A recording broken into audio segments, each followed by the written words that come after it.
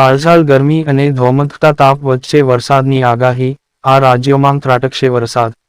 ધોમધતા તાપથી ત્રાહિમામ પોકારી ઉઠેલા લોકો માટે સારા સમાચાર છે. હવામાન વિભાગે આગામી દિવસોમાં યુપી સહિત અનેક રાજ્યોમાં વરસાદની આગાહી કરી છે.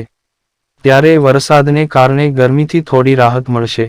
હવામાન વિભાગ અનુસાર પૂર્વ ભારતમાં ગરમીનું મોજું આજ સુધી ચાલુ રહેશે અને પછી તેમાં ઘટાડો થશે. ત્યાં ઉત્તર પૂર્વના રાજ્યોમાં 7 મે સુધી ભારે વરસાદની આગાહી કરાઈ છે.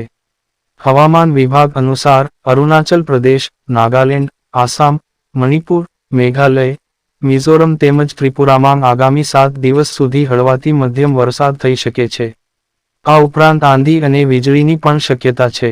અરુણાચલ પ્રદેશમાં 5 અને 6 મે, આસામ મેઘાલયમાં 7 મે, નાગાલેન્ડ મણિપુર ત્રિપુરામાં 5મી 7 મેના રોજ ભારે વરસાદની શક્યતા છે. આ ઉપરાંત હરિયાણા, ચંદીગઢ, પંજાબ અને પૂર્વ રાજસ્થાનમાં 9મી 11 મેના રોજ વરસાદ પડવાની શક્યતા છે.